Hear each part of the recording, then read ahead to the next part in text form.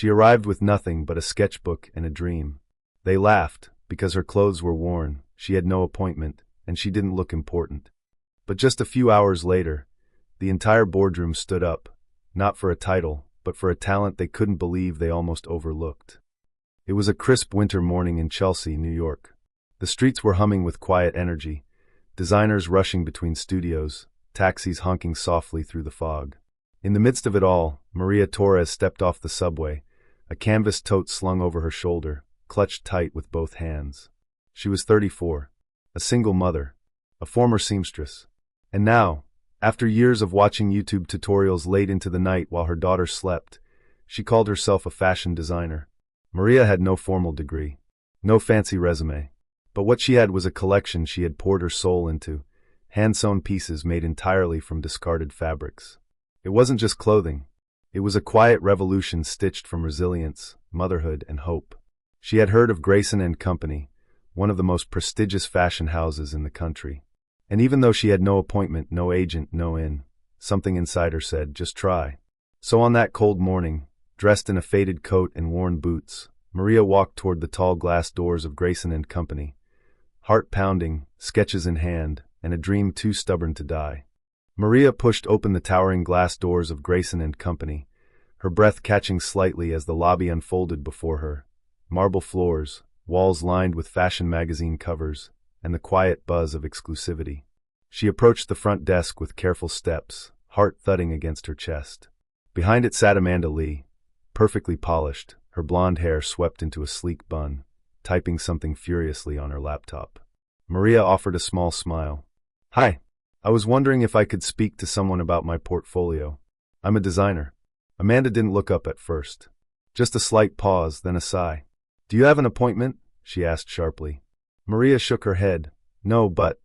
Amanda finally glanced up, and stopped. Her eyes scanned Maria from head to toe. The fraying sleeves, the thrifted boots, the exhaustion behind her smile. We don't take walk-ins, Amanda snapped. Especially not during senior pitch week. Maria's voice dropped. I understand. I just thought someone might be open to something new. Amanda let out a small, cutting laugh. Are you here for a meeting or a janitor position? A man walking by chuckled under his breath. Maria flushed. She bowed her head, gripping her tote tighter. I understand. Thank you for your time, she whispered. And just like that, without even seeing a single sketch, she was dismissed. Maria stepped back out into the cold, her breath visible in the December air. The sting of rejection burned deeper than the chill. She stood on the sidewalk for a moment, frozen, not by the weather, but by the feeling of being unseen. Then, excuse me, wait, a voice behind her. She turned. A young man in a worn bomber jacket jogged toward her, holding his ID badge in one hand, backpack slung over his shoulder. Sorry if this is weird, he said, slightly out of breath, but I overheard what happened inside. That woman, she was way out of line. Maria gave a tired smile. I guess I don't exactly look like a meeting material, right? He laughed awkwardly, then said, I know you. Well, not personally, but your sketches. The recycled denim patchwork coat, the sculpted coffee bag gown. You posted them in the Future Sustainable Design Facebook group. Right. Maria blinked, startled. Yes, I did. You saw those? He nodded, eyes lighting up. They were incredible. Raw. Brave. Different. I'm Jonah, designer here, junior level. I've only been at Grayson for a year, but I think you deserve a chance. Maria hesitated. Just 15 minutes, he added quickly. Come in as my guest. I'll vouch for you. For a second, Maria's guard stayed up. But then she saw something in Jonah's eyes, earnestness. Recognition. Hope. She nodded slowly. Okay, 15 minutes. And just like that, a door, one she thought had slammed shut forever, opened again. Jonah led Maria through the back corridors of Grayson & Company, past steel doors and racks of upcoming season prototypes. The building smelled of leather, ink, and ambition. They reached a smaller studio, less polished, more alive. A few designers were huddled over mood boards and fabric swatches. The sound of scissors slicing through muslin, quiet chatter, the occasional laugh. Jonah gave a small wave. Guys, sorry to interrupt. I have someone I think you should meet. There was a pause. Curious glances. Then one of them, Amir, a pattern cutter, shrugged and said, All right, let's see what she's got. Maria didn't speak. She just gently placed her sketchbook on the table. Pages folded, worn from handling. Her hands shook slightly as she opened it. First page, a jacket made of quilted newspaper and silk lining. Next, an evening gown from melted plastic bottles, flowing like liquid metal. Then, shoes constructed from recycled rubber and oyster shells, elegant and architectural. Silence. Until, who did this? The voice was sharp, crisp, Celeste Langford, head of design. She had entered unnoticed, coffee still in hand. Her eyes scanned the sketches like a hawk catching wind. Maria looked up, nervous. I did, she replied, voice almost a whisper. Celeste stepped forward. Her eyes never left the page. These aren't amateur. These are conceptually bold and technically sharp. Who are you? Maria stood still, unsure how to answer. But in that moment, the room, the designers, the walls around her, were no longer barriers. They were listening. Celeste slowly closed the sketchbook, her expression unreadable. Then she looked Maria in the eye. Tell us, she said. Where did this come from? Maria hesitated for a second, but then something in her face shifted. She stepped forward. I used to be a seamstress.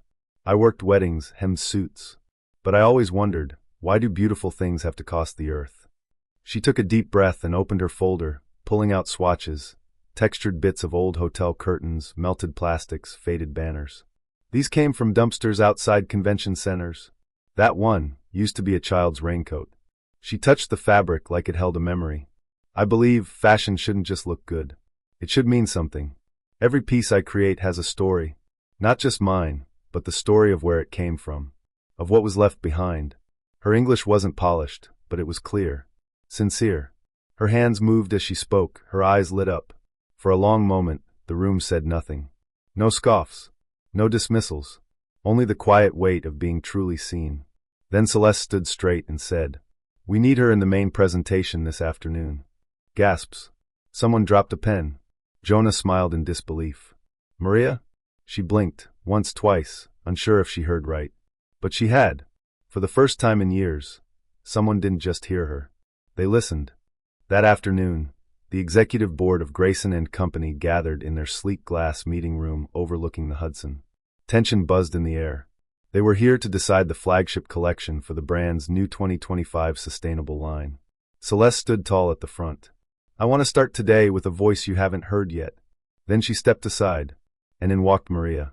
Some eyes widened. Amanda, sitting at the far end, visibly stiffened. No introduction. No title. Just Maria, wearing the same coat from that morning, holding a folder of hand-drawn dreams. She stood before a half-circle of executives, unsure if her knees would hold her up. But then she remembered her son's sleepy smile that morning, and she breathed.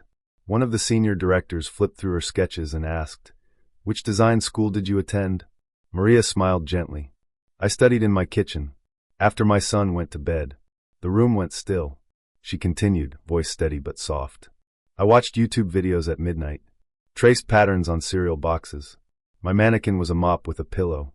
Someone let out a quiet chuckle, but it wasn't mockery. It was awe. Maria lifted a piece of fabric, old curtain, now reborn into a structured jacket with intricate, hand-stitched lining. Her hands trembled slightly, but her words were clear. I'm not here because I'm perfect. I'm here because I believe fashion can come from anywhere, even from what others throw away. Amanda looked down. She couldn't meet Maria's eyes. The silence in the room was different now, reverent, as if they all realized they weren't just looking at sketches. They were looking at grit, at sacrifice, at something real. Maria took a quiet breath as she laid out her final prototype on the table. A jacket crafted from repurposed conference carpet, with inner seams lined by translucent mesh salvaged from old exhibition banners. This design, she said softly, adapts. It remembers how the body moves. She gently slipped it on a mannequin. Then, with one small touch, she triggered the hidden smart folds. As the fabric responded to simulated movement, its silhouette shifted, shoulders widened, waist narrowed, like it was breathing, like it was alive. A hush swept the room. Then she said, Most people think trash is static, but waste can evolve. So can we. Someone gasped quietly. Another leaned forward, almost involuntarily. And then it happened. The founder of Grayson and Company, a man known for stoic silence, slowly rose from his seat. He began clapping. One by one, the rest of the board followed. Some nodded in disbelief. Others just stared, visibly moved. Amanda sat frozen. She too eventually stood, clapping quietly, but her eyes were wet. Maria's hands trembled slightly, but her chin was held high. This moment didn't just belong to her. It belonged to every overlooked mother, every self-taught dreamer, every voice that was told, "You're not enough." And in that applause, she didn't just hear recognition. She heard home. The applause slowly faded. The room was still brimming with stunned energy when Celeste stepped forward. Her voice calm, yet resonant. "We've been searching for a creative lead for our new sustainability line. Someone who doesn't just follow trends, but redefines them. Ladies and gentlemen, this is Maria Torres." She turned to face the room. "I nominate her to be the design director of our 2025 sustainable collection." Gasps filled the space. Amanda, standing in the corner, blinked rapidly. Her face flushed, her hands stiff at her side. She looked like she wanted to disappear. Maria turned slightly toward her, but instead of gloating, her voice was gentle. Strong. "Thank you," Maria said quietly, "for turning me away this morning." Amanda flinched. Maria continued, looking directly at her, not with anger, but with grace. "If you hadn't, I wouldn't have found my way here. At the right time, in front of the right people." Her words lingered in the air, not as a rebuke, but as truth. The board members looked at one another, visibly impressed, not just by Maria's talent, but by her humility. Someone whispered, "She's exactly what we need." Celeste nodded. "So shall we vote?" The answer was unanimous. And in that moment, Maria stood not just as a designer, but as a symbol of perseverance, of transformation, of a world where stories like hers finally get told. 1 week later, the video of Maria's presentation went viral. Grayson and Company posted it on their official channels, sparking a wave of reactions across the fashion community. Social media buzzed with praise for Maria's visionary use of recycled materials. Comments poured in, people inspired by her story of resilience and creativity. Vogue Business ran a feature titled, "From a Brooklyn Kitchen to Grayson's Boardroom, A Simple Woman's Profound Journey." The headline wasn't just about fashion. It was about breaking barriers, about hope, about what true talent and determination can do. Meanwhile, Amanda Lee took to her personal social media to post a heartfelt apology. She wrote, "I misjudged Maria Torres. I let bias cloud my vision, and for that, I am sorry. We all have room to grow, and I hope her courage inspires us to be better." The post quickly gained thousands of likes and supportive comments. Amanda's public admission of fault wasn't a moment of weakness, it was a moment of strength. It reminded everyone that growth begins with humility, and that sometimes the most powerful stories are born from moments of doubt. Maria's journey became more than just her own.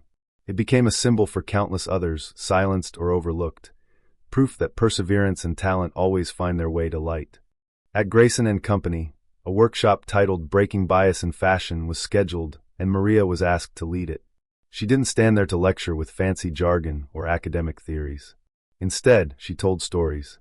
She spoke softly but with undeniable strength about the nights she stayed up late, sewing by the light of a worn-out lamp.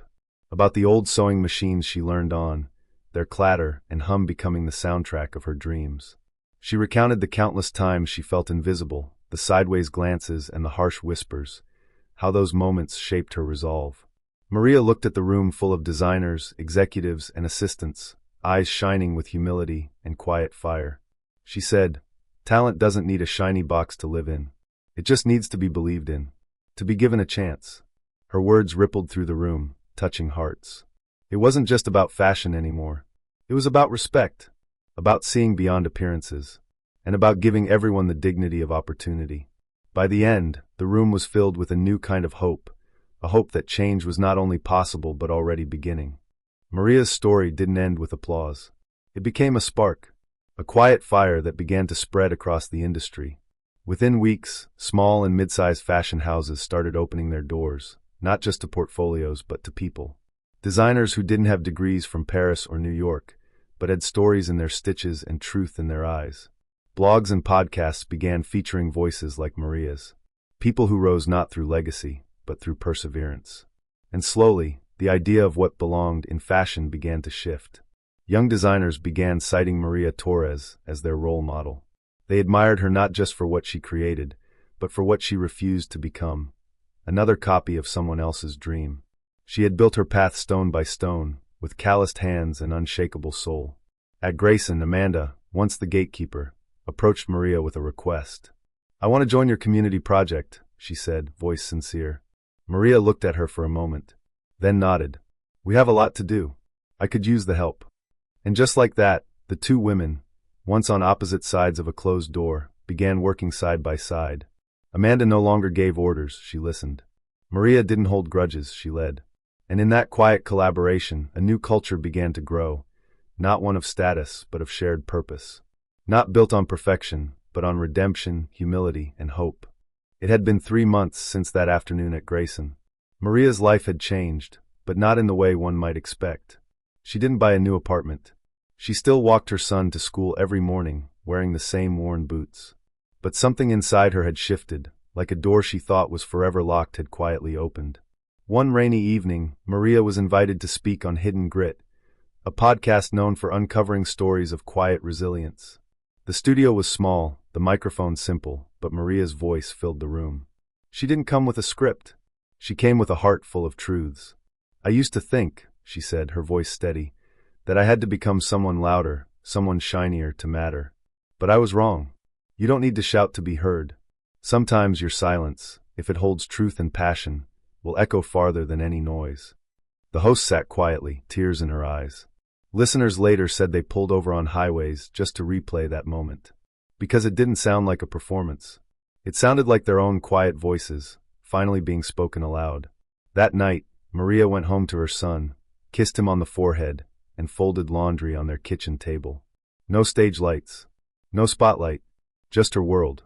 But somewhere across cities and screens, her words kept traveling, carried by those who had been told they were too simple, too late, too small.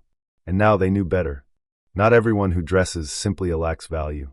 Not everyone who's been rejected is without a future. And not everyone who speaks softly has nothing worth saying. Maria didn't enter this world with a title or fame. She came with patience, sleepless nights, and a belief in scraps others threw away. Just like the belief she held for herself. Her story reminds us, true worth doesn't shout, and the things that move us most are often the quietest. If you've ever been underestimated, because of how you look, where you're from, or how quietly you walk through life, remember this. Silent things often carry the most enduring power. Hit subscribe to Silent Worth. And never miss the kind of real, heartfelt journeys that prove. Even the quietest voice can shake a room. Because your voice matters. Even when it's quiet.